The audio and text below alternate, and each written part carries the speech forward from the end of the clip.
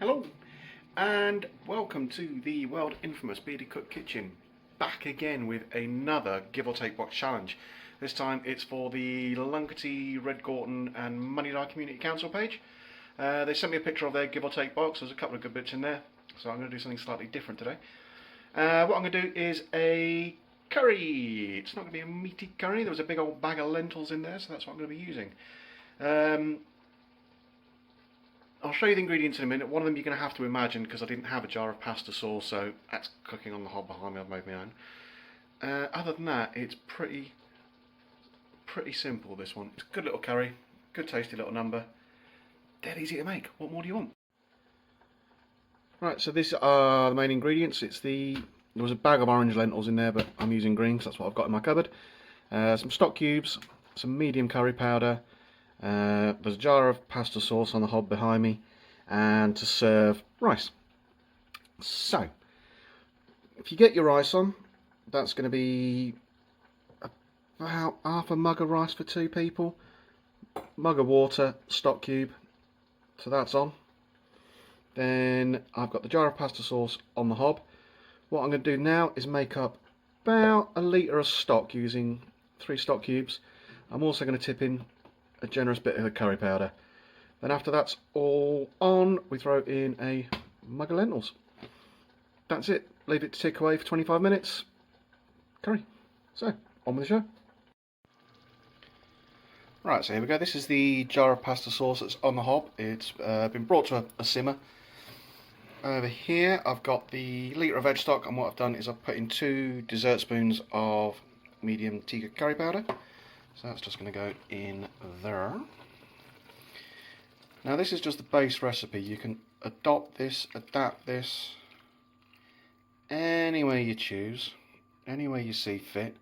If you've got some tin of coconut milk, slot that in, just make half the amount of stock. If you've got some raisins and you like that kind of thing, put some raisins in there. You get some coriander, some fresh coriander, bit of parsley, lemon juice, lime juice, anything you want. So this is raisins, lentils going in. So I'm just going to stir that up, leave that to come back to a simmer, and then just leave that about 20-25 minutes, just stirring every so often to make sure it doesn't catch. And that's it. Beautifully simple, good flavoursome meal, and I'll show you the end result when it's done. Right then, so the curry's about halfway cooked. So what I decided to do now is make some flatbreads. I'm going to go for a coconut Peshwari naan style bread. Dead easy to make. So in the bowl I've got flour and a little bit of salt. I'm going to pour in some coconut. You can always add raisins to these if that's what you like. So I've added about a tablespoon of coconut. Just give that a mix up. Make sure everything's mixed in. And then all I'm going to do now is add some yogurt to form a stiff dough. And then I'll just griddle them until cooked. So that's the yogurt added. This is about the consistency you're looking for, so the bowl's coming away clean. Hands are coming away clean, you've got a nice pliable dough. So I'll just leave that to rest now until the curry's about cooked. Then what I'll do is I'll get a griddle on a hot hob, let it heat up, and then the bread should be 2-3 minutes each side, and done. Right, so we're about the 20-minute mark now. So what I've just done, as the eagle-eyed amongst you might have spotted, is thrown in a handful of frozen peas. There was a jar of veg in the photo that I was sent, but I couldn't quite tell what it was because the back was to me. So I've assumed it's peas and chucked them in.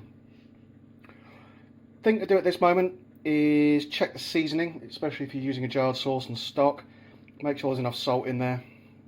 If you want any pepper, add some pepper. If you want a bit more heat, you know, add some chilies or chili powder.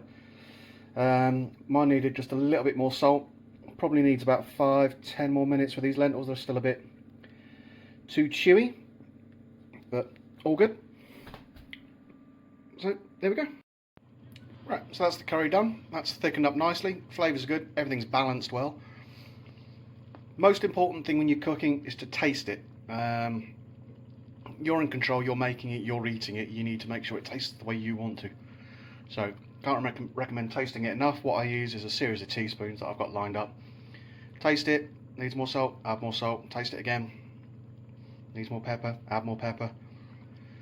Don't forget, there's a million ways you can adopt this and adapt it. You could add some parsley, you could add some chopped coriander, some basil, any of the fresh herbs that are really going to make a difference there. Beautiful, beautiful, simple ways just to change the flavour slightly, even some chopped spring onion if you've got some. Right, so that's the curry done. Now, bread. So all I've done is pat it out between my hands. I've got a dry frying pan on. So I'm just going to unstick that from my hand and pop it in the pan. Now you want the pan on full so it's nice and hot, and give that a minute or two and it should start to puff up. Right, so that's the two breads that I've just flipped over. Obviously that one's slightly too big for the pan, so that'll take a wee bit longer. And that's pretty much it. You can see them starting to puff up. You get them as thin as you can in your hand. If you want to roll them out by all means. Put them in the pan, they should start to swell up as they cook. You know they're done, they'll sound hollow when you tap them. And here it is, the finished thing. So if you listen carefully, sounds nice and hollow, means it's cooked. This pan is hot, so, you know, obviously, health and safety, use the fish slice that I've got out. And there it is, finished product. So you've got lentil curry with some chopped coriander on top and a coconut flatbread. I'd love to call it a Peshwari naan, but I don't know how do you make a naan. So that's everything. So I've been the Beardy Cook, still am the Beardy Cook, and this has been the give or take box challenge for the Luncarty Red Gorton Community Council. So if you've enjoyed it, have a look at the Beardy Cook page on Facebook. Give it a like, there's loads of good stuff on there, including my full recipes for all 5 whole pounds. Don't believe me, the receipt's there. I went to Morrison's in Perth, so get on it.